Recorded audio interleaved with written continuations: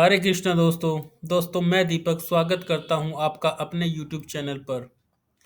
दोस्तों, इस वीडियो में हम दो चीज़ों को डिस्कस करेंगे। एक, हमारा देखने का नज़रिया क्या होना चाहिए। दूसरा, हमें अपने आप को बाहरी वातावरण से, बाहरी लोगों से कैसे बचाकर रखना चाहिए। दोस्तों, अक्सर आपने देखा होगा कि आपके आसपास कुछ ऐसे लोग रहते हैं कि वो आते हैं और कोई काम हो रहा होता है उसमें आकर कमियां निकालते हैं। दोस्तों, इस तरीके के लोग अक्सर जब कोई काम हो रहा होता है या कोई समाप्ति की तरफ होता है तब आते हैं और कमियां निकाल कर चले जाते हैं। दोस्तों, इनके पास ना तो कोई सॉल्यूशन होता है ना कोई विजन होता है। इनकी थॉट हमेशा बस ये होती है कि सामने वाले को डिमोटिवेट करना है। दोस्तों, इस तरीके के लोगों से हमेशा हमें बचकर रहना चाहिए। दोस्तों, अगर आपकी भी थॉट इस तरीके की है तो आपको भी उसको चेंज कर देना चाहिए। दोस्तों, कई बार क्या होता है कि हमारी सोच इस तरीके की नहीं होती है, लेकिन कभी-कभी हम इस तरीके के लोगों में रहकर अपने आप में एक बदलाव ले आते हैं, जिससे कि हमारी थॉट भी इसी तरीके की हो सकती है। दोस्तों, एक बार एक बिजनेसमैन से पूछा गया कि सर, जब आप लोगों से मिलते हैं तो आपके मन में क्या विचार होता है। दोस्तों, उस बिजनेसमैन ने एक कहानी सुनाई। उसने बताया, जिस तरीके से सोना जमीन से निकलता है तो एक तोला सोना निकालने के लिए कई टन मिट्टी हमें निकालनी होती है, लेकिन हमारा ध्यान किस तरफ होता है? हमारा ध्यान होता है सोने की तरफ, ना कि मिट्टी की तरफ। इसीलिए जब भी मैं लोगों से मिलता हूँ तो मुझे बस उनकी अच्छाई ही दिखाई देती है, मुझे उनकी बुराइयां दिखाई नहीं देती। अगर मैं ढूंढने चलूंगा तो मुझे किसी भी इंसान में लाखों बुराइयां मिल जाएंगी। दोस्तों, ध्यान दीजिए, पर वो क्या करते थे, वो लोगों में अच्छाई ही देखते थे और उन अच्छाइयों का अपने लिए क्या यूज हो सकता है उस तरीके से उसको यूज करते थे। दोस्तों, समझिए कि उन्होंने क्या किया। उन्होंने सामने में जो भी काम हो रहा था या जिससे भी वो मिल रहे थे उसमें उन्होंने अच्छाई ही देखी और बुराई नहीं देखी। इसी तरीके से दोस्तों, आपको भी अच्छाई को ही देखना है और वो लोग जो सदा कमियां निकालते रहते हैं उनको नजरअंदाज करते हुए आगे बढ़ जाना है। ठीक है दोस्तों, इसी तरीके से मैं आपको एक और कहानी सुनाना चाहूंगा। एक बार दो दोस्त थे। तो एक दोस्त एक डॉगी लेकर आया जो पानी पर चलते हुए वहां पर डक्स को पकड़ सकता था। मतलब उसमें खूबी थी कि वो पानी पर दौड़ सकता था और चल सकता था। उसने उस दिन काफी भाग भाग कर काफी सारी उन्होंने डक्स पकड़ी। तो लड़के ने दूसरे दोस्त से पूछा कि देखो, आज तुम्हें कुछ खास नजर आया? तो उसको उस डॉगी का भाग भाग कर पानी पर डक पकड़ना छोड़कर बस उसको ये नजर आया कि ये डॉगी पानी में तैर नहीं सकता। तो लोगो यहाँ पर देखो, उन्होंने क्या देखा। उन्होंने देखा कि डॉगी पानी में तैर नहीं सकता, लेकिन उसको उस डॉगी की खूबी नजर नहीं आई जो वो पानी पर भाग सकता था और चल सकता था। समझ रहे हैं दोस्तों? दोस्तों, इस तरीके के लोग काफी जगह पाए जाते हैं। एक तरफ तो बिजनेसमैन था जो लोगों में अच्छाइयाँ ही अच्छाइयाँ ढूंढता था, और यहाँ पर एक ये है जो कमियां ही कमियां ढूंढ रहा है। जो उसको एक अच्छाई जो उस डॉगी को दूसरे डॉगी से अलग करती है वो उसको दिखाई नहीं दी। उसने क्या देखा कि बस ये पानी में तैर नहीं सकता। दोस्तों, सोचिए उसकी सोच कहाँ है। इसी तरीके से दोस्तों, एक दूसरा जो पॉइंट है वो ये है कि हम जब एक व्यवहार में आ जाते हैं, जब कोई काम कर रहे होते हैं, उस काम में हम अपने आप को ये समझते हैं कि मैं इस काम को कर पाऊंगा या नहीं कर पाऊंगा। अक्सर हमारे दिमाग में ये आता है कि मैं इसको इस तरीके से करूंगा, और जैसे ही उसका वो प्लान फेल होना शुरू होता है उसके बाद वो अपने आप को बहुत थका हुआ महसूस करता है, बड़ा हारा हुआ महसूस करता है। दोस्तों, यहीं पर वो सबसे बड़ी गलती कर जाता है। जब वो थोड़ा सा प्लान अपना फेल होता देखकर हार कर थक कर बैठ जाता है, यही वह समय होता है दोस्तों जब उसको दुगना प्रयास करके दोबारा कम बैक करना चाहिए और आगे बढ़ जाना चाहिए। ऐसे में दोस्तों उसको कभी भी मन से अपने आप को हारा हुआ महसूस नहीं करना चाहिए। बस उसको इतना सोचना चाहिए कि जो वो कर रहा था अभी, उसको उसमें बस बदलाव लेकर आना है। एक पॉजिटिव बदलाव लेकर आना है और फिर से वेट करना है उस काम के हो जाने का। दोस्तों, ये तो हमारा अंतिम उद्देश्य होता ही है कि हमें उस काम को पूरा करना है। अगर उसमें किसी कारण से बदलाव लेकर आना है तो हमें वो जल्द से जल्द ले आना चाहिए, और जो समय का हमारा नुकसान हुआ है उसको पूरा करने के लिए उसको दुगनी मेहनत और दुगने प्रयास के साथ वापस लगन के साथ लग जाना चाहिए। दोस्तों, यहाँ पर हमें ये सीख मिलती है कि हमें दूसरों के साथ जिस तरीके का व्यवहार करना चाहिए वो पॉजिटिव होना चाहिए। हमें दूसरों में अच्छी अच्छी अच्छाइयाँ ही देखनी चाहिए। ऐसा नहीं है कि हमें उनकी बुराइयों को नज़रअंदाज कर देना चाहिए, लेकिन जब आप एक टीम तैयार करते हैं, आप जिनके साथ काम कर रहे हैं उनको जानना चाहते हैं, तो आपको उसमें अच्छाइयाँ देखनी ही होंगी।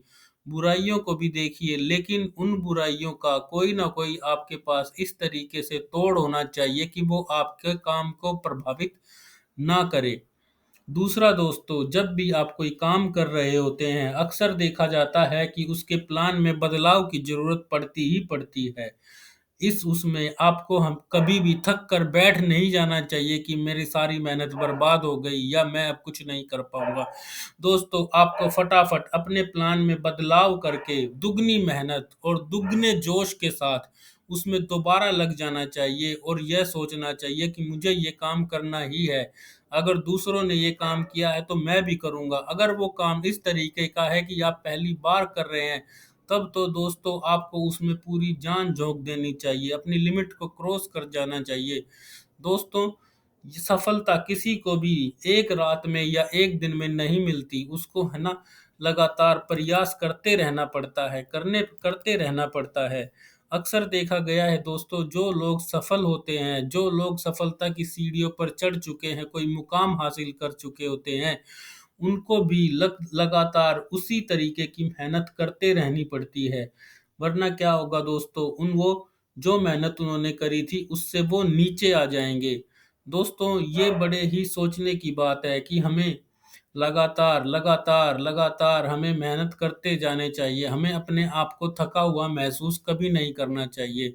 दोस्तों, जैसे कि आप कई बार देखेंगे, जब आप मन से मान लेंगे कि मैं थक गया हूँ, अब मुझसे नहीं होगा, तभी के तभी देखेंगे दोस्तों आपके हाथ पैर थका हुआ महसूस करेंगे, आप अपने शरीर को थका हुआ महसूस करेंगे। लेकिन जैसे ही दोस्तों जब आप ये सोचेंगे नहीं मैं थका हुआ नहीं हूँ, मेरे अंदर काफ़ी एनर्जी है, मैं काफ़ी काम कर सकता हूँ, तो देखेंगे दोस्तों आप में ऊर्जा का प्रवाह, ऊर्जा एनर्जी दोबारा से फ्लो होनी स्टार्ट हो गई है। आपकी थकावट दूर हो जाएगी, आपकी सांसों की गति बदल जाएगी। दोस्तों, ये शरीर आपका है, आप इसको कंट्रोल कीजिए दोस्तों, आप इसके कंट्रोल में ना आए। ठीक है दोस्तों, आपका दिमाग, आपके हाथ, आपके पैर, ये सब आप ही के हैं दोस्तों, इनको अपने हिसाब से यूज कीजिए।